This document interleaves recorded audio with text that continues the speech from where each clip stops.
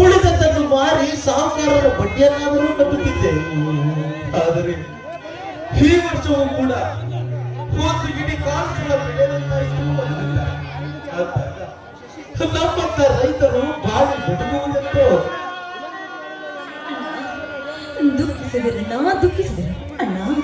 ನೀನು ಈ ರೀತಿ ದುಃಖ ಪಟ್ಟಕ್ಕೆ ನಮಗೆ ಬಂದ ಕಷ್ಟಗಳು ದೂರ ಆಗ್ತವೆ ಅನ್ಕೊಂಡಿದ್ದೀರಣ್ಣ. ಅಣ್ಣ, ಇದು ವಿಧಿ ಲಿಖಿತ. ಆ ದೇವರು ನಮಗಿಂತ ಬರೆದಿರುವ ಹಣೆ ಬರಹವನ್ನ ಅಣ್ಣ, ಇದನ್ನ ನಾವು ಭೋಗಿಸಲೇಬೇಕು. ಆದ್ರೆ ಇವತ್ತಲ್ಲ ನಾಳೆ ಆದರೂ ನಮಗೆ ಬಂದಿರುವ ಕಷ್ಟಗಳನ್ನೆಲ್ಲ ಆ ದೇವರು ದೂರ ಮಾಡ್ತಾನೆ ಅಣ್ಣ. ದೇವರು ಕರುಣೆ ತೋರಿಸುವುದು ನಮ್ಮಂತ ಬಡವರಿಗಲ್ಲಮ್ಮ, ಕರುಣೆ ಇಲ್ಲದ ಕಟುಕರಿಗೆ. ಬಡವರನ್ನು ಸುಲಿಗೆ ಮಾಡಿ ತಮ್ಮ ಶ್ರೀಮಂತಿಕೆಯನ್ನು ಹೆಚ್ಚಿಸಿಕೊಳ್ಳುತ್ತಿರುವ ಬಂಡ ಶ್ರೀಮಂತರ ಸ್ವತ್ತಾಗಿದ್ದಾರೆ ಹಾಡಿದ ದೇವರು. ಲಂಚ ಹುಡುಕ ಅಧಿಕಾರಿಗಳ ಮನೆಯಲ್ಲಿ ಕೈ ಕಟ್ಟಿ ಕುಳಿತುಕೊಂಡಿದ್ದಾನಮ್ಮ ನಿನ್ನ ದೇವರು.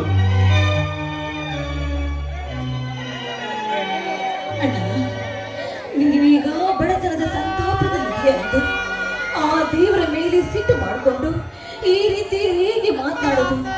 ಇದು ಸರಿಯಲ್ಲ. ಇಷ್ಟೇ ಆಗ್ಲೇ ನೀನು ತಿಳಿದವನಿಗೆ ಹೆಚ್ಚಿಗೆ ಹೇಳುವಂತವಳು, ಅಷ್ಟು ದೊಡ್ಡವಳು ನಾನಲ್ಲ. ನೋಡು, ಬಿಸಿಲಿನಿಂದ ಬಾಯಾರಿ ಬಂದಿದ್ಯಾ? ಮೊದಲು ಕೈ ಕಾಲು ತೊಳೆದುಕೊಂಡ್ ಬಾ, ಒಳಗಡೆ ಊಟಕ್ಕೆ ಬಡಿಸ್ತೀನಿ.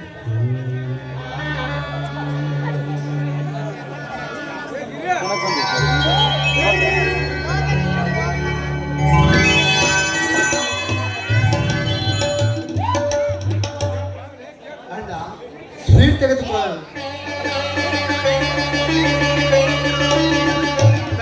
ನೀನು ತೆಗೆದುಕೊಳ್ಳಮ್ಮ.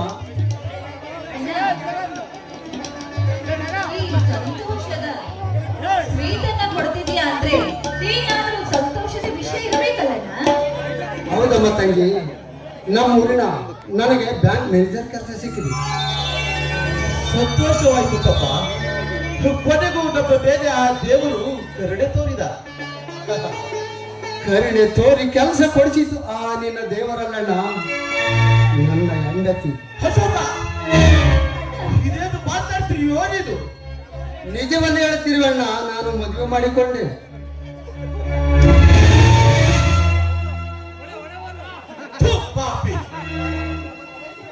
ಮದುವೆ ವಯಸ್ಸಿಗೆ ಬಂದ ತಂಗಿ ಒಬ್ಬಳು ಮನೆಯಲ್ಲಿದ್ದಾಳೆ.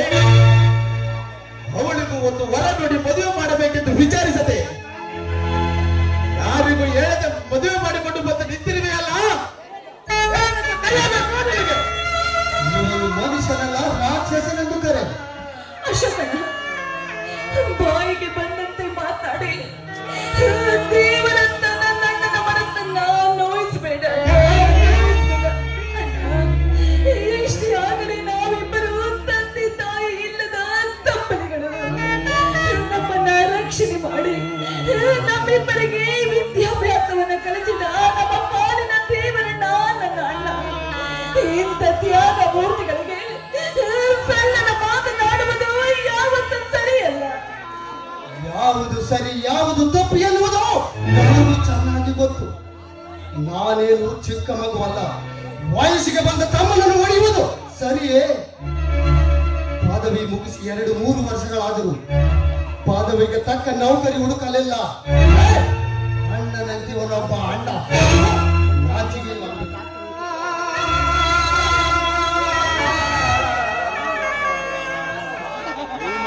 ಸಾರ್ಥಕವಾಯ್ತಪ್ಪ, ಸಾರ್ಥಕವಾಯ್ತು. ನಿನ್ನಂತ ತಪ್ಪನನ್ನು ಪಡೆದ ಜನ್ಮ ಸಾರ್ಥಕವಾಯಿತು. ತಪ್ಪ, ನೀನು 3-4 ವರ್ಷದ ಬಾಲಕನಿದ್ದಾಗ ನಮ್ಮ ತಂದೆ ತಾಯಿ ಸ್ವರ್ಗ ಸೇರಿದರು. ಹಾಗಿದ್ದು ತಂಗಿ ಗಂಗಾ ಹೊಸು ಕೂಸು ಅಂದಿನಿಂದ ಇಂದಿನವರೆಗೂ ನಿಮ್ಮನ್ನು ನನ್ನ ಪ್ರಾಣಕ್ಕಿಂತ ಹೆಚ್ಚಾಗಿ ಜೋಪಾನ ಮಾಡಿದ್ದೇನೆ. ಇನ್ನೊಬ್ಬರ ಮನೆಯಲ್ಲಿ ಕೂಲಿಯ ಹಾವಾಗಿ ದುಡಿದು ನಿನಗೆ ವಿದ್ಯೆ ಕಲಿಸಿದೆ. ನನ್ನ ತಮ್ಮನೊಬ್ಬ ದೊಡ್ಡ ಅಧಿಕಾರಿಯಾಗಿ ಒಡ ಹುಟ್ಟಿದ ತಂಗಿಯ ಮದುವೆ ಮಾಡುತ್ತಾನೆ. ನಮ್ಮಂತಹ ಬಡ ರೈತನಿಗೆ ಬಂದ ಬರಗಾಲದ ಆಪತ್ತಿಗೆ ತುತ್ತಾಗಿ ಭೂಮಿಯಿಂದ ಬೆಳೆ ಬರದೆ ಬರೀ ಸಾಲದ ಹೊರೆಯ ಹೆಚ್ಚಾಗಿ ಕಂಗಾಲಾಗಿ ಕುಳಿತ ಈ ನನ್ನ ಮನಸ್ಸಿಗೆ ಬರೆಯಲಾರದಂತ ಬರೆ ಎಳೆದು ಬಿಟ್ಟನು. ಬರೆಯಲಾರದಂತ ಬರೆ ಎಳೆದು ಬಿಟ್ಟ. ಸಮಾಧಾನವನ್ನು ತಂದುಕೊಳ್ಳೋಣ. ಇಷ್ಟೇ ಆಗಲಿ, ಅವನು ನಿನ್ನ ತಮ್ಮ. ತಿಳಿಯದೆ ತಪ್ಪನ್ನ ಮಾಡಿದರೆ ಆ ತಪ್ಪನ್ನ ಕ್ಷಮಿಸಬೇಕಾಗಿದ್ದು ನಿನ್ನ ಕರ್ತವ್ಯವನ್ನ.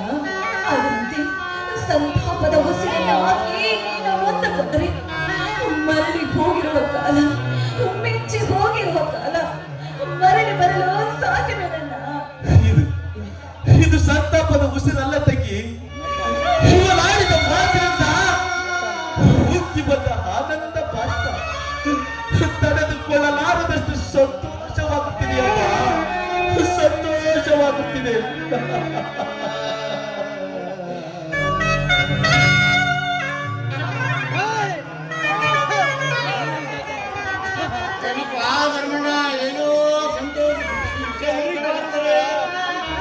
ಏನಿಲ್ಲ ಗುಮಾಸ್ತರೇ, ಈಗ ತಾವು ಬಂದ ವಿಷಯ ಇದೇನಪ್ಪ ಧರ್ಮಣ್ಣ, ನಿಮ್ಗೇನು ಗೊತ್ತಿರೋದೇನ? ನಿಮ್ ತಮ್ಮ ಯಾವ ವಿಷಯ ಹೇಳಿಲ್ವಾ? ಯಾವ ವಿಷಯ? ಅಯ್ಯೋ, ನಿಮ್ಮ ತಮ್ಮ ನಮ್ಮ ಸಾಹುಕಾರನ ಮಗಳ ಮದುವೆ ಆಗೇನ್ರಿ, ಮದುವೆ.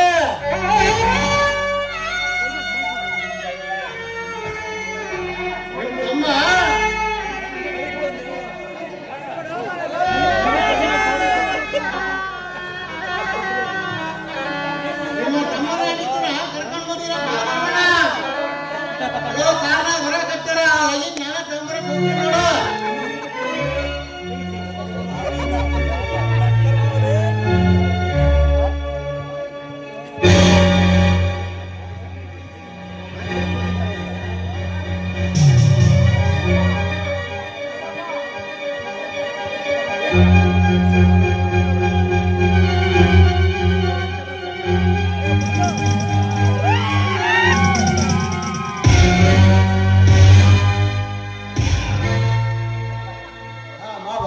ಬನ್ನಿ ಮಾವ, ಕುಳಿತುಕೊಳ್ಳಿ.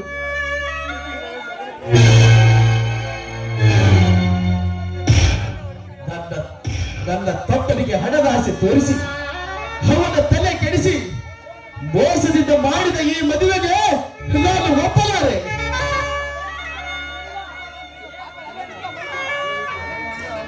ಏನ್ ಹುಟ್ಟಾದಲ್ರಿ ನಿಮ್ ಒಪ್ಪಿಗೆ ತುಪ್ಪಿ ಹಾರಿಬೇಕು. ಎಲ್ಲ ಮುಗಿದ ಹೋಗಿದೆ. ಸಾಹುಕಾರ, ನಮ್ಮ ಸಾಹುಕಾರ ಮಗಳು ಪ್ರೀತಿಗಾಗಿ ಸಾಕಷ್ಟು ದುಡ್ಡು ಕೊಟ್ಟು ನಿಮ್ಮ ತಮ್ಮನಿಗೆ ನೌಕರಿ ಕೊಡಿಸ್ಯಾರ. ಅಷ್ಟೇ ಅಲ್ಲ, ವಿಜೃಂಭಣೆಯಿಂದ ಮದುವೆ ಮಾಡ್ಯಾರ.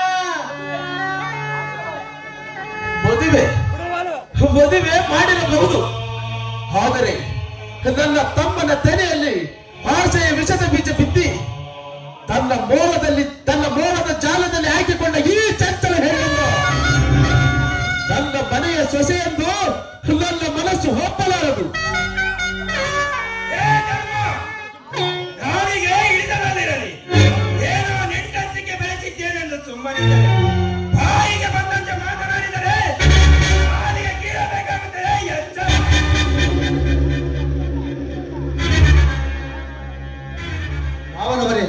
ಅವರಿಗೆ ನಾನು ತಿಳಿಸಿ ಹೇಳ್ತೇನೆ, ನೀವಿನ್ನು ಹೋಗಿ ಬನ್ನಿ.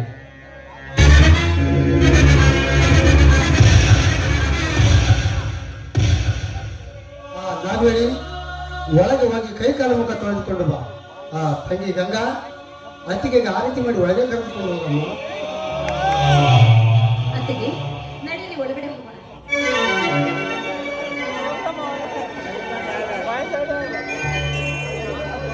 ಅಣ್ಣ ಅಣ್ಣ, ಪರಿಸ್ಥಿತಿಯ ಒತ್ತಡದಲ್ಲಿ ದುಡುಕಿ ಸಣ್ಣ ತಪ್ಪು ಮಾಡಿದ್ದಕ್ಕೆ ನನ್ನನ್ನು ಕ್ಷಮಿಸಿರಣ್ಣ, ಕ್ಷಮಿಸಿ.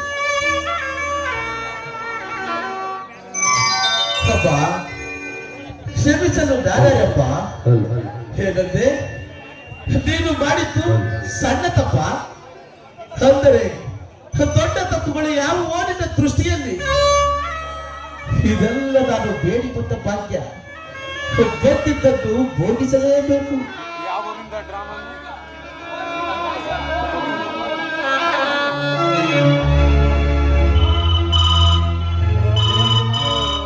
ಹಲೋ, ಯಾರು?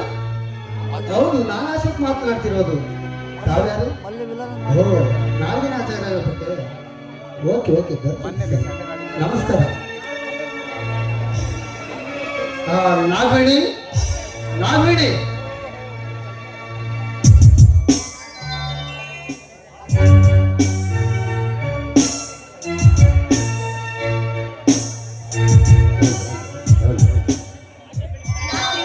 ಯಾಕಷ್ಟು ಆತಂಕದಿಂದ ಕರೆತಿದ್ದೀರಲ್ಲ, ಏನ್ ವಿಷಯ? ನೋಡು ನಾಗವೇಣಿ, ಬೆಂಗಳೂರಿನಿಂದ ಇದೀಗ ಫೋನ್ ಬಂದಿತ್ತು. ನಾಳೆಗೆ ನಾನು ಟ್ರೈನಿಂಗ್ ಹಾಜರಾಗಬೇಕಂತ ಬ್ಯಾಂಕ್ನವರು ಇದೀಗ ಫೋನ್ ಮಾಡಿದ್ದಾರೆ. ನಾನು ಅರ್ಜೆಂಟ್ ಬೆಂಗಳೂರಿಗೆ ಹೋಗಬೇಕು. ನನ್ನ ಬ್ಯಾಗನ್ನು ಸಿದ್ಧಪಡಿಸಿ. ಅಯ್ಯೋ, ನಾಳೆ ಹೋದ್ರೆ ಆಗೋದಿಲ್ವಾ? ಹಾಗೆ ಮಾಡಲು ಬರುವುದಿಲ್ಲ.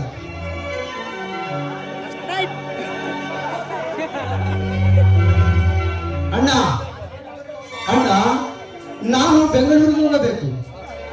ನಾನು ಬೆಂಗಳೂರಿನಿಂದ ಬರುವವರೆಗೂ ನಾಗವೇಣಿಯನ್ನು ಚೆನ್ನಾಗಿ ನೋಡಿಕೊಳ್ಳೋ ಜವಾಬ್ದಾರಿ ನಿನ್ನದು. ನಾಗವೇಣಿ, ನಡೆ ಒಳಗೆ.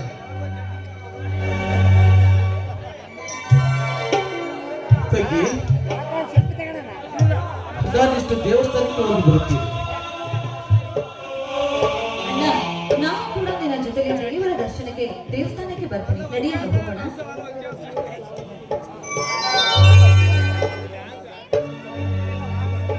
ನಾಗವೇಣಿ, ನಾನಿನ್ನು ಬರಲೇ.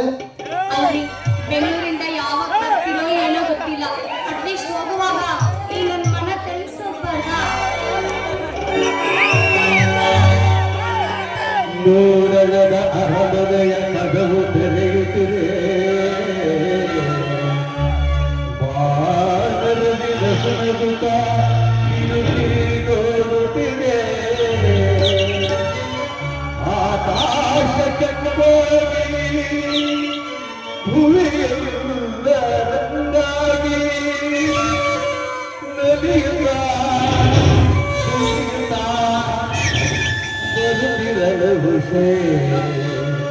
ಮರೆಯಾದಳು ವಿಷಯ.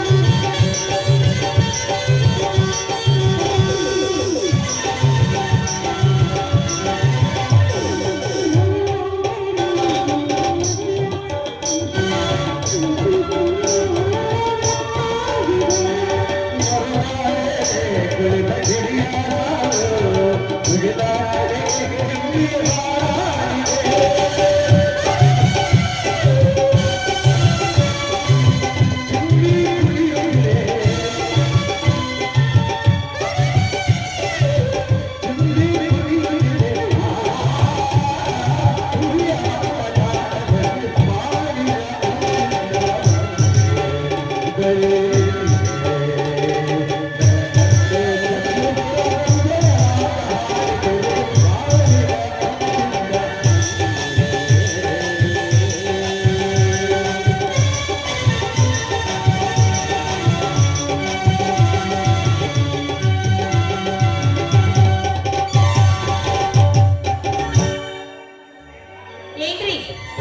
ಏನ್ರಿ ಇಷ್ಟು ದಿನ ಹೋದ್ರೆ ಮುಂದೆ ನಾವು ಮಕ್ಕಳಾದ್ರೆ ಹೇಗಾಗ್ತವೆ ಅಲ್ಲ ನಡಿ ಟೈಮ್ ಸರಿಯಾಗಿ ಊಟ ಮಾಡಿ ನಿಮ್ಮ ಆರೋಗ್ಯ ಕಡೆ ಗಮನ ಕೊಡಿ ರೀ.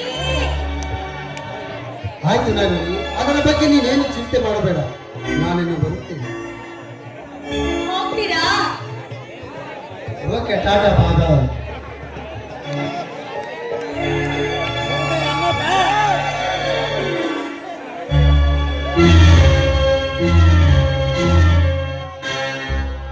ಏನು ಏ ಧರ್ಮ, ಈ ಮನೆಯ ಸೊಸೆಯಾಗಿದ್ದು ಅಶೋಕನಿಗೆ ಹೆಂಡತಿಯಾಗಿ ಅಲ್ಲ, ಅವನ ಹೆಸರಿಗೆ ಮಾತ್ರ ಗಂಡ ಎಂದಿದ್ದರೂ ನನಗೆ ನಾಗೇಂದ್ರನೇ ನನ್ನ ಗಂಡ.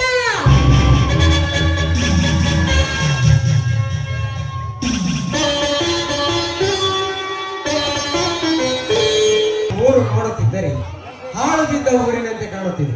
ಜನರ ತಿರುಗಾಟವು ವಿರಾಳವಾಗಿದೆ. ಎಲ್ಲಿ ನೋಡಿದರೆ ಬೆಳೆ ಇಲ್ಲ, ಹೊಲದಲ್ಲಿದ್ದ ಬೆಳೆಗಳು ಒಣಗಿ ಹೋಗಿದೆ. ಬಹುಶಃ ಬರಗಾಲ ಬಿದ್ದಿರಬೇಕು. ಇರಲಿ, ಇಲ್ಲಿ ಧರ್ಮಣ್ಣ ದೇವರವರ ಮನೆಯಲ್ಲಿದೆ ಅಂತ ಕೇಳಬೇಕಾದರೆ ಯಾರೊಬ್ಬರ ಸುಳಿವೂ ಇಲ್ಲ. ಓಹೋ, ಅಲ್ಲಿ ಯಾರೋ ಹೆಣ್ಣು ಮಗಳು ಬರುತ್ತಿದ್ದಾರೆ. ಅವಳನ್ನು ವಿಚಾರಿಸಿದ್ದಾರೆ.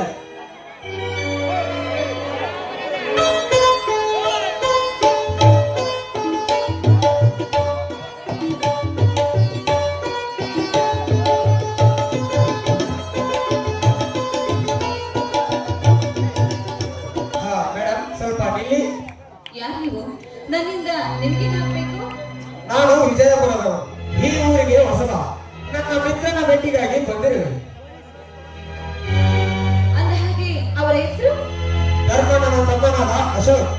ಅಂದ್ರೆ ನೀವು ಅಶೋಕಣ್ಣನ ಮಿತ್ರನ? ಹೌದು, ನಾನು ಅವನು ಒಂದೇ ಕ್ಲಾಸಿನಲ್ಲಿ ಓದಿದವರು. ನಿಮ್ಮ ಅಶೋಕ್ ಇದ್ದಾರಲ್ಲ, ಅವರು ಬೇರೆ ಯಾರು ಅಲ್ಲ, ನನ್ನ ಸ್ವಂತ ಅಣ್ಣ. ಹೌದೇನು? ಒಳ್ಳೆಯದೇ ಆಯ್ತು. ತಮ್ಮ ಹೆಸರು? ನನ್ನ ಹೆಸರು ಗಂಗಾ ಅಂತ. ಆದ್ರೆ ನೀವು ಊರಿಗೆ ಬಂದು ಯಾವ ಪ್ರಯೋಜನವಿಲ್ಲ, ಯಾಕೆಂದ್ರೆ ಅಣ್ಣ ಈಗ ತಾನೇ ಬೆಂಗಳೂರಿಗಂತ ಹೋದ. ಹಾಗಾದರೆ ನಾನಿನ್ನು ಬರುವೆ. ಸ್ವಲ್ಪ ನಿಲ್ಲಿ, ಇದೇನಿದು? ನಮ್ಮ ಅಣ್ಣನ ಕೇಳ್ಕೊಂಡು ಹಾಗೆ ಮರಳಿ ಹೋಗ್ತಾ ಇದ್ರಲ್ಲ. ನನಗೆ ಇನ್ನೊಬ್ಬ ಹಿರಿಯಣ್ಣ ಇದ್ದಾನೆ, ಅವನ ಹೆಸರು ಧರ್ಮಣ್ಣ ಅಂತ. ಅವನ ಬಳಿ ನೀವು ಬಂದಿರೋ ವಿಷಯವನ್ನ ಹೇಳ್ಬಿಟ್ಟು ಆನಂತರ ಹೋಗಿರುವಂತೆ. ಈಗ ಸದ್ಯಕ್ಕೆ ಮನೆಗೆ ಹೋಗೋಣ ಬನ್ನಿ. ಅದೇನೋ ನಿಜ. ಆದರೆ ನಿಮ್ಮ ಹಿರಿಯಣ್ಣನನ್ನು ನಾನು ಒಂದು ಸಲವೂ ನೋಡಿಲ್ಲ. ನನ್ನ ಪರಿಚಯ ಅವರಿಗಿಲ್ಲವೆಂದಾಗ. ಅಯ್ಯೋ, ಅದಕ್ಕೇನಂತೆ, ನೀವು ಬಂದಿರೋ ವಿಷಯವನ್ನ ತಿಳಿಸಿದ್ರೆ ಅಷ್ಟೇ ಸಾಕು. ಅಂದ ಹಾಗೆ ನಿಮ್ಮ ಪೂರ್ಣ ಪರಿಚಯ ನನಗಾಗ್ಲಿಲ್ಲ. ನನ್ನ ಹೆಸರು ವಿಶಾಲ್. ನಾನು ಇದೇ ಊರಿನಲ್ಲಿ ಹುಟ್ಟಿದವನು. ನಾನು 6 ವರ್ಷದವನಿದ್ದಾಗ ನನ್ನ ತಂದೆ ಬೇರೊಬ್ಬ ಹೆಣ್ಣು ಮಗಳ ಜೊತೆ ಅಕ್ರಮ ಸಂಬಂಧ ಬೆಳೆಸಿದ್ದರು. ನಮ್ಮ ತಾಯಿ ಮನೆಯಲ್ಲಿಲ್ಲದಾಗ ಆಗಾಗ ಬಂದು ಹೋಗುತ್ತಿದ್ದಳು. ಒಂದು ದಿನ ನಮ್ಮ ತಾಯಿ ನಮ್ಮ ಪರವರಿಗೆ ಹೋದಳು. ಅದೇ ದಿನ ತಿರುಗಿ ಬಂದು ಮನೆಯಲ್ಲಿ ಕಾಲಿಡುತ್ತಲೇ ಅಕ್ರಮದ ಭಯಾನಕ ದೃಶ್ಯ ಕಣ್ಣಾರೆ ಕಂಡಳು. ಅದನ್ನು ನೋಡಿದ ನನ್ನ ತಂದೆ ನನ್ನ ತಾಯಿಯ ಕುತ್ತಿಗೆ ಈಚೆಗೆ ಕೊಂದು ಹಾಕಿದಳು. ಅದನ್ನು ನೋಡಿ ನನ್ನ ಕೈ ಕಾಲುಗಳಲ್ಲಿ ಶಕ್ತಿ ಇಲ್ಲದಂತಾಗಿ ಹೆದರುತ್ತಾ ಬಸ್ ಸ್ಟ್ಯಾಂಡ್ಗೆ ಹೋದೆ. ಬಸ್ ಸ್ಟ್ಯಾಂಡ್ಗೆ ಹೋಗುವಷ್ಟರಲ್ಲಿ ಬಸ್ಸು ಬದ್ದೆ ಬಿಟ್ಟಿತ್ತು. ಆಗ ನನ್ನ ವಯಸ್ಸು 6 ವರ್ಷ. ಅಂದಿನಿಂದ ಇಂದಿನವರೆಗೂ ನಾನು ನನ್ನ ತಂದೆ ಕಣ್ಣಿಗೆ ಬಿದ್ದಿಲ್ಲ. ಅಂದ್ರೆ ಅಲ್ಲಿಂದ ಇಲ್ಲಿವರೆಗೂ ನಿಮ್ಮ ತಂದೆಯವರು ನಿಮ್ಮನ್ನು ನೋಡೋದಕ್ಕೆ ಬರಲೇ ಇಲ್ಲ. ಹಾಗಾದ್ರೆ ನಿಮ್ಮ ಬಾಲ್ಯದ ಜೀವನವನ್ನ ಇಲ್ಲಿ ಹೇಗೆ ನಡೆಸಿದರು? ಇಲ್ಲಿಂದ ಬಸ್ ಹತ್ತಿ ಬಿಜಾಪುರದ ಬಸ್ ಸ್ಟ್ಯಾಂಡಿನಲ್ಲಿ ಇಳಿದು ಅಳುತ್ತ ಭಯಭೀತನಾಗಿ ಕುಳಿತಿದ್ದ ನನಗೆ ಆಗ ಒಬ್ಬ ಕರುಣಾಬಯಿ ಶ್ರೀಮಂತರು ಬಂದು ತನ್ನನ್ನು ಕರೆದುಕೊಂಡು ಹೋಗಿ ಓದಿಸಿ ಒಬ್ಬ ದೊಡ್ಡ ಅಧಿಕಾರಿಯನ್ನು ಮಾಡಿದರು. ಮತ್ತೆ ನಿಮ್ಮ ತಂದೆ ಯಾರು, ಯಾವ ಊರಲ್ಲಿದ್ದಾರೆ, ಅವರ ಹೆಸರು ಏನು ಅಂತ ನಿಮಗೆ ಗೊತ್ತೇ ಇಲ್ಲ? ಇದು ಊರಿನ ಆದರ್ಶ ಶ್ರೀಮಂತ ರಂಗಪ್ಪ ಸಾವುಕಾರನೇ ನನ್ನ ತಂದೆ. ಓಹೋ ಹೌದಾ? ಹಾಗಾದ್ರೆ ನಿಮಗೊಬ್ಳು ತಂಗಿ ಇದ್ದಾಳೆ ಗೊತ್ತಾ? ಹೌದು, ನನಗೊಬ್ಬಳು ತಂಗಿ ಇದ್ದಳು. ಆಗ ಅವಳಿಗೆ 4 ವರ್ಷ. ಈಗ ಅವಳು ಎಲ್ಲಿದ್ದಳು ಏನಿದ್ದಳು ಗೊತ್ತಿಲ್ಲ. ಅವಳೀಗ ಬೇರೆ ಎಲ್ಲಿಯೂ ಇಲ್ಲ, ನಮ್ಮ ಮನೇಲಿದ್ದಾಳೆ. ಅದು ಹೇಗೆ ಅಂದ್ರೆ ಅಶೋಕನ ಸತಿಯಾಗಿ ನಮ್ಮ ಮನೆಯಲ್ಲಿ ಅತ್ತಿಗೆಯಾಗಿ ಇದ್ದಾಳೆ. ಏನು? ನನ್ನ ತಂಗಿ ನಾನು ಅಶೋಕನ ಸತಿ? ಸಂತೋಷ. ಆದರೆ ಅವಳಿಗೂ ನನ್ನ ತಂದೆಯಾಗಿ ಸ್ವಲ್ಪ ಸಿಡುಕು ಸ್ವಭಾವದವಳು. ಗಂಗಾ, ಇನ್ನೊಂದು ಮುಖ್ಯವಾದ ವಿಷಯ. ನಾನು ಯಾರು, ನಾನು ಈ ಊರಿಗೆ ಏಕೆ ಬಂದೆ ಎಂಬ ಎಲ್ಲ ವಿಷಯ ಗೌಪ್ಯವಾಗಿರಲಿ. ನಿಮ್ಮ ಕರುಣಜನಕ ಕಥೆಯನ್ನ ನಾನು ಯಾರಿಗೂ ಹೇಳುತ್ತಿಲ್ಲ. ಆ ಎಲ್ಲ ವಿಷಯವನ್ನ ನನ್ನ ಎದೆಯಲ್ಲಿ, ನನ್ನ ಮನಸ್ಸಿನಲ್ಲಿ ಹಾಗೆ ಮುಚ್ಚಿಕೊಟ್ಟು ಯಾರಿಗೂ ಕೂಡ ಕೇಳಿದ ಸಮೇತ ಹೇಳೋದಿಲ್ಲ, ಆಯ್ತಾ? ಹಾಗಾದರೆ ನಾನಿನ್ನು ಹೋಗಿ ಬರುತ್ತೇನೆ. ಇದೇನ್ರಿ ಮರಳಿ ಹಾಗೆ ಹೋಗ್ತಾ ಇದ್ದೀನಲ್ಲ? ನಿಮ್ಮ ಅಣ್ಣ ಅಶೋಕ್ ಬೆಂಗಳೂರಿನಿಂದ ಬಂದ ಕೊಡಲೆ ನಾನು ಬಂದು ಹೋದ ವಿಷಯ ತಿಳಿಸು. ನನಗೆ ಫೋನ್ ಮಾಡಲು ಹೇಳು. ನಾನೇ ಅವನಿಗೆ ಫೋನ್ ಮಾಡಿ ತಿಳಿಸಬೇಕೆಂದರೆ ಅವನ ಫೋನ್ ನಂಬರ್ ನನ್ನ ಹತ್ತಿರ ಇಲ್ಲ. ನೋಡಿ, ನೀವು ಮರಳಿ ಹೋಗುವುದೇನು ಬೇಡ. ನಮ್ಮ ಅಣ್ಣ ಧರ್ಮಣ್ಣ ಇದ್ದಾನೆ, ಆದಷ್ಟು ಬೇಗ ಅವನನ್ನ ಪರಿಚಯ ಮಾಡಿಸ್ಕೊಡ್ತೇನೆ, ಬಂದು ಹೋಗೋಣ. ಏನೆಂದು? ಇವರ ಹೆಸರು ವಿಷಯ ನಮ್ಮೂರಿನ ರಂಗಪ್ಪ ಸಾಗರನ ಮಗನೆಂದು ಹೇಳುತ್ತೀರಾ? ರೀ, ಇದು ಗುಟ್ಟಿನ ವಿಷಯ, ಇದು ಬೇರೆ ರಸ್ತೆ. ನೋಡೋದಕ್ಕೆ ಇಷ್ಟು ಮಂದಿ ಇದ್ದಾರೆ, ಈ ನಿಮ್ಮ ಗುಟ್ಟು ರಟ್ಟಾದಿತ್ತು. ನೋಡಿ, ನೀವು ಯಾರು ಏನು ಅಂತ ನಾನು ಹೇಳೋದಿಲ್ಲ. ಹಾಗೆ ನಮ್ಮ ಅಣ್ಣನ ಸ್ನೇಹಿತ ಇವರು ಅಂತ ಪರಿಚಯ ಮಾಡ್ಕೊಡ್ತೀನಿ. ಏಕೆ, ನಮ್ಮಂತ ಬಡವರ ಮನೆಗೆ ಬರೋದಕ್ಕೆ ನಿಮಗೆ ಮನಸ್ಸಿಲ್ವಾ? ಮಾತನ್ನು ಹೇಳಬೇಡ ಗಂಗಾ. ಬಡವರ ಮನೆಯಲ್ಲಿ ಸಿಗುವ ಪ್ರೀತಿ, ಗೌರವ, ಆತಿಥ್ಯ ಶ್ರೀಮಂತರ ಮನೆಯಲ್ಲಿ ಸಿಗಲಾರದು. ನಿಮ್ಮ ಅಣ್ಣ ಅಶೋಕ್ ಬೆಂಗಳೂರಿನಿಂದ ಬಂದ ಕಡಲೆ ಖಂಡಿತವಾಗಿಯೂ ನಿಮ್ಮ ಮನೆಗೆ ಬರುತ್ತೇನೆ. ಅಯ್ಯೋ, ಜೀವಕ್ಕೆ ಜೀವ ಕೊಡುವೆ, ಜೀವ ಹೋಗು ಕನಕ ಜೊತೆ ಇರುವೆ, ಈ ಲೋಕ ಮರೆಯದೆ ನೆನೆಯುವ ಹೊಸ ಇತಿಹಾಸವ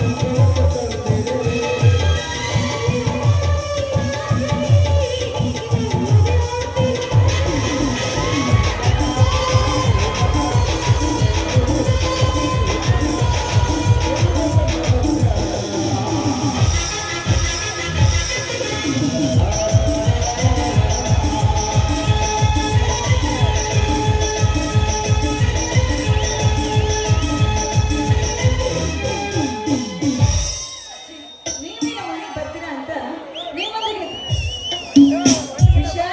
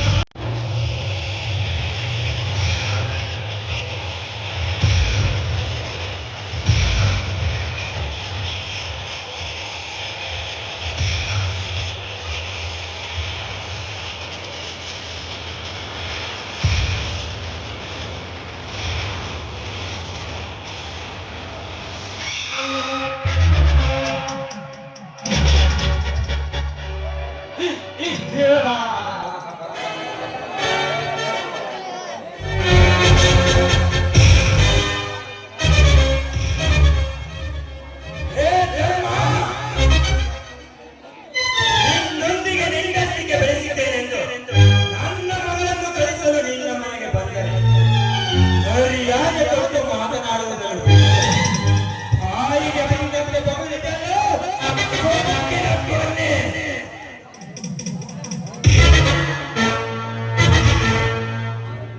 ನಾನು ನಿನ್ನ ತಮ್ಮನಿಗೆ ಅನಗಾಸ ತೋರಿಸಿ ವಂಚಿಸಿ ನನ್ನ ಮಗಳನ್ನು ಕೊಂಡು ಮದುವೆ ಮಾಡಿದರೆ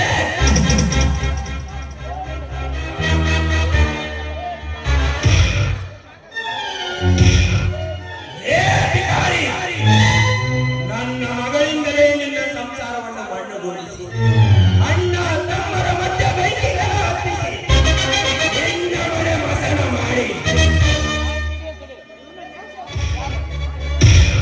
ನಿನ್ನ ಕೈಗೆ ಕೊಡಿಸುವೆ ಭಿಕ್ಷಾ ಪಾತ್ರೆ.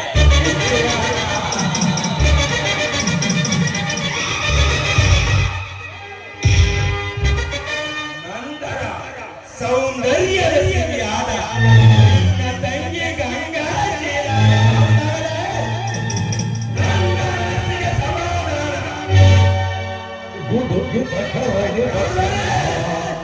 ರೋ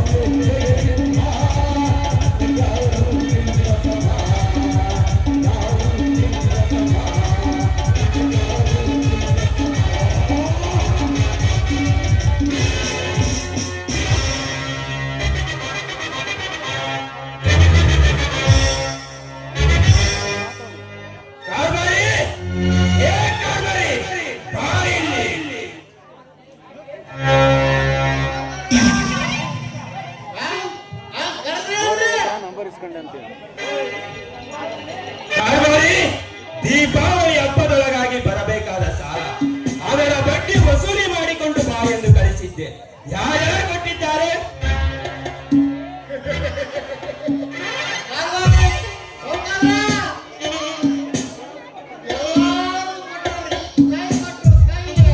ಹೇ ಕತ್ತೆ, ಏನು ನೀವು ಮಾತನಾಡುತ್ತಿರುವುದು?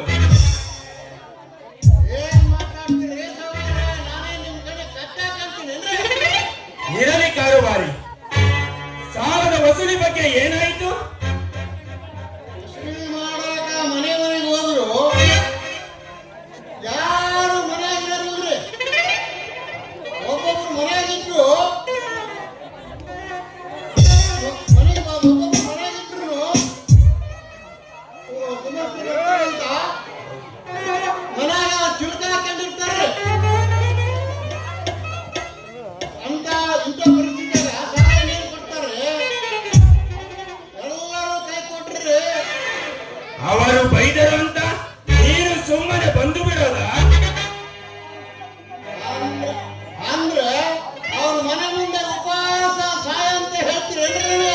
ಹಾಗಲ್ಲೋ ದಡ್ಡ, ಸಾಲ ಕೊಡುವವರೆಗೆ ಅವನ ಮನೆ ಮುಂದೆ ಕುಳಿತು ಸಾಲ ಕೊಡುವವರೆಗೂ ನಾನು ಹೋಗೋದಿಲ್ಲ ಅಂತ ಹೇಳಬೇಕು. ಈ ಶಾನೆ ಆದ್ರೂ ನೋಡ್ರೆ ಆದ್ರೆ ಕುಂಟು ಹಾಗೆ ಉಪವಾಸ ಸಾಯ ಅಂತ ಹೇಳ್ತೀರೇನ್ರಿ?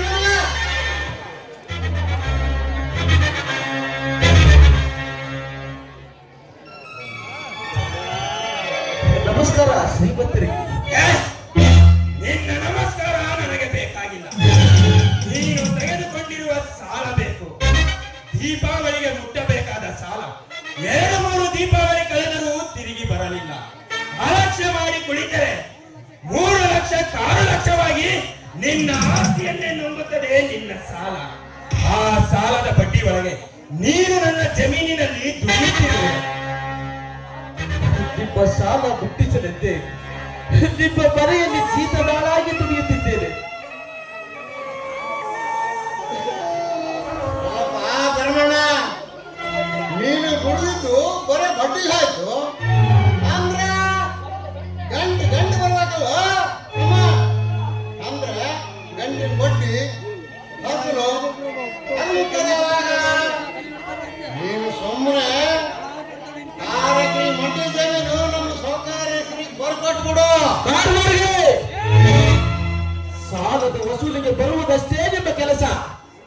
ನನಗೆ ಬುದ್ಧಿ ಹೇಳಲು ಬರಬೇಡಿ, ಸುಮ್ಮನೆ ನಿಂತುಕೊಳ್ಳಿ.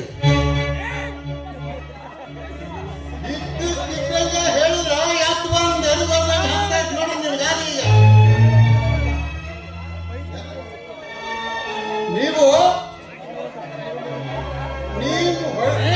ನೀವು ಹೇಳೋದಕ್ಕೆ ನಾವು ಹೊಳೆ ಮಾತು ಕೇಳಿದ್ರ ಸಿಟ್ಟು ಮಾಡ್ಕೊಂಡ್ರೆ ಹೆಂಗ್ ಹೋಗ್ತಮ್ಮ?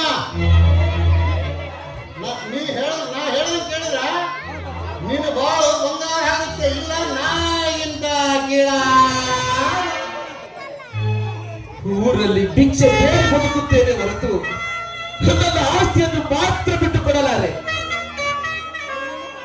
ಆಗಲಿ, ನಿನಗೆ ಹೇಗೆ ತಿಳಿಯುತ್ತದೆಯೋ ಹಾಗೆ ಮಾಡು. ಆದರೆ ಇನ್ನು ಮುಂದೆ ನೀನು ಕೆಲಸಕ್ಕೆ ತಡ ಮಾಡಿ ಬಂದರೆ ನಾನು ಕೊಡುವ ಶಿಕ್ಷೆಗೆ ಸಿದ್ಧನಾಗಿರಬೇಕು. ತಿಳಿಯಿತೆ? ಆಗಲಿ ಸಾವುಕಾರರೇ, ನಿಮ್ಮ ಮಾತಿಗೆ ತಪ್ಪಿ ನಡೆಯಲಾರೆ. ನಿಮ್ಮ ಸಾಲ ಮುಟ್ಟುವವರೆಗೂ ಸರಿಯಾದ ಸಮಯಕ್ಕೆ ಬಂದು ನಿಯತ್ತಿನಿಂದ ದುಡಿಯುತ್ತೇನೆ. ನೋಡು ಧರ್ಮ, ನನ್ನ ಮಗಳು ನಿನ್ನ ಮನೆಯ ಸೊಸೆಯಾಗಿ ಬಂದಿದ್ದ. ನನ್ನ ಮೇಲಿನ ಕೋಪಕ್ಕೇನಾದರೂ ಅವನಿಗೆ ಬಿರುನುಡಿಗಳನ್ನು ನಡೆದರೆ ಸಹಿಸಿಕೊಳ್ಳುವ ಶಕ್ತಿ ನನಗಿಲ್ಲ.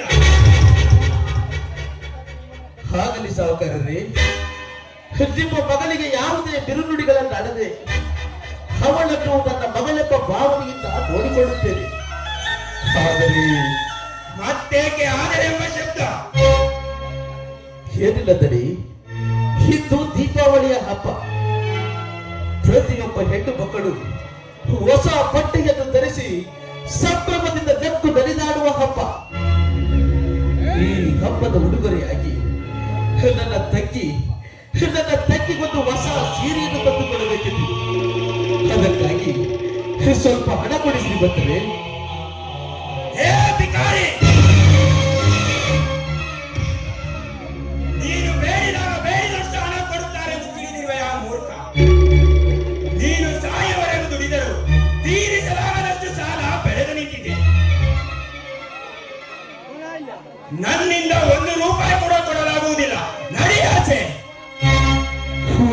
ಸಾವುಕಾರರೇ, ಒಡೆಯಿರಿ. ಆದರೆ ಸಾಲ ಕೊಡುವುದಿಲ್ಲ ಎಂದು ಮಾತ್ರ ಹೇಳಬೇಡಿ. ನಿಮ್ಮ ಕಾಲಿಗೆ ಬಿದ್ದು ಬೇಡಿಕೊಳ್ಳು. ಒಂದು ಸಲ ಹೇಳಿದರೆ ತಿಳಿಯುವುದಿಲ್ಲ ನನಗೆ.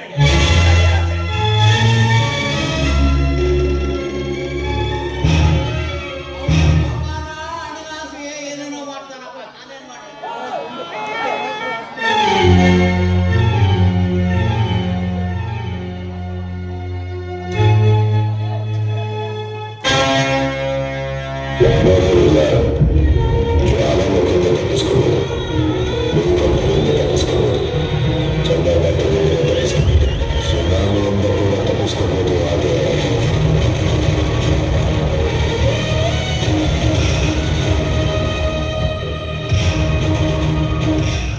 ಇವನ ಹತ್ರ ತಗಲಾಕೊಂಡ್ರೆ ಯಾಕೆ ಸಾಹುಕಾರರೇ? ಬಹಳ ಸಿಟ್ಟಿನಲ್ಲಿ ಇದ್ದೀರಲ್ಲ. ನಾಗೇಂದ್ರ, ನಾನು ಏನಾಗಿ ಕೇಳಿಕೊಂಡು ಬಾಳಿದರೆ 4 ದಿನ ಬದುಕುತ್ತಾರೆ ಈ ಊರಿನ ಜನರು. ನನ್ನ ಮಾತಿಗೆ ಎದುರಾಗಿ ನಡೆದರೆ ಅಂದೇ ಕಾಡುತ್ತಾರೆ ಯಮನಗರ. ಸಾಹುಕಾರರೇ, ದಿನವೊಂದು ಹೊಸ ಆಯ್ಕೆ ಕಂಡ ವಿಚಾರ ಏನಾಯ್ತು? ಕಟ್ಟಿಸಬೇಕಾಗಿದೆ ನಾಗೇಂದ್ರ.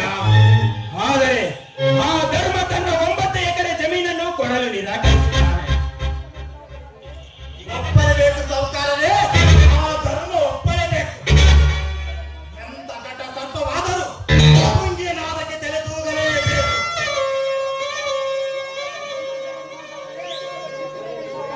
ಚಿಂತಿಸಬೇಡಿ ಸಾಹುಕಾರರೇ, ಸ್ವಲ್ಪ ದಿನ ಕಳೆಯಲಿ, ಮುಳ್ಳನ್ನು ಮುಳ್ಳಿನಿಂದಲೇ ತೆಗೆಯಬೇಕು. ಅಂದರೆ ನಿನ್ನ ಮಾತಿನ ಅರ್ಥ ಅದೇನು ದೊಡ್ಡ ಕೆಲಸವಲ್ಲ. Very simple. ಟ್ರೆಜರಿ ಕೀಲ್ ಕೈ ನಿಮ್ಮ ಕೈಯಲ್ಲಿರುವಾಗ ತಲೆ ಕೆಡಿಸಿಕೊಳ್ಳುವುದು ಬೇಡ. ಮಗಳಿಂದಲೇ ಆ ಕೆಲಸ ಸಾಗಿಸೋಣ. ಅದು ಸರಿ. ಇದಕ್ಕೆ ಆ ಧರ್ಮ ಒಪ್ಪಬೇಕಲ್ಲ. ಒಪ್ಪಲೇಬೇಕು ಸಾಹುಕಾರರೇ, ಆ ಧರ್ಮ ಒಪ್ಪಲೇಬೇಕು. ಎಂತ ಘಟ ಸರ್ಪವಾದರೂ ಮುಂಗೇನಾದಕ್ಕೆ ತಲೆ ತೂಗಲೇಬೇಕು. ಆ ಕೆಲಸ ನನಗೆ ಬಿಡಿ. ಆಮೇಲೆ ಧರ್ಮನನ್ನು ಮನೆಯಿಂದ ಹೊರಹಾಕುವುದು, ಈ ಊರಿನಲ್ಲಿ ಅವನನ್ನು ಕೆಲಸಕ್ಕೆ ಹಚ್ಚುವಂತೆ ಮಾಡೋಣ. ಈ ಊರಿನ ಜನರು ಅವನಿಗೆ ನೀರು ಕೊಡದಂತೆ ಮಾಡೋಣ. ಆಯ್ತು ನಾಗೇಂದ್ರ, ಪ್ರಾರಂಭಿಸುವ ನಿನ್ನ ಕಪಟ ಕಾರಸ್ಥಾನದ ನಾಟಕ. ನಾಳೆಗೆ ಅವರ ಮನೆಗೆ ಹೋಗಿ ಎಬ್ಬಿಸಿ ಬಿಡುವುದಾರೆ. ಆಯ್ತು ಸಾಹುಕಾರರೇ, ಇನ್ನು ನೋಡಿದ್ರಂತೆ ನನ್ನ ಚಮತ್ಕಾರದ ಚೆಲ್ಲಾಟ, ನನ್ನ ಗೋಳಾಟ.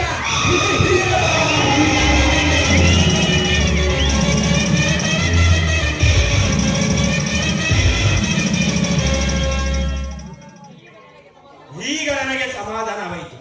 ಇದೇ ಸಂತೋಷದಲ್ಲಿ